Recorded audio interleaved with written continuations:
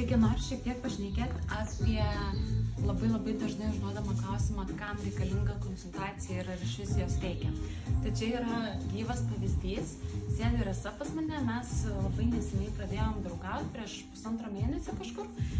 Jinai atėjo konsultacijai dėl dažymo ir pas ją buvo visko. Pas ją buvo kosmetinis pigmentas viršui ryžas, apačioje juodas, kleckas ant klecko ir čia vienas iš tų atvejų, kur nuotraukose to nepamatys, nes praskleidi plaukus, kuo puikiausiai matosi, kad kas ten dedasi, kas buvo daryta plaukui, kas nebuvo daryta.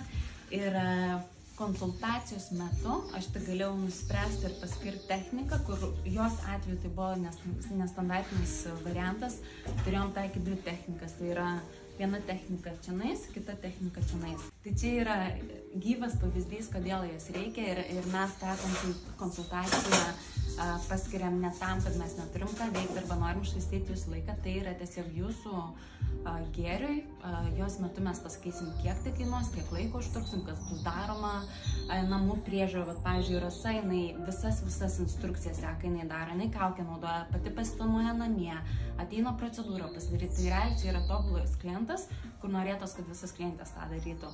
Tai, o tos, kurios sako, kad man nereikia konsultacijos, aš pasitikiu, man viskas tinka, kai padarysi, tai bus gerai, arba padarykit taip, kad tiktų.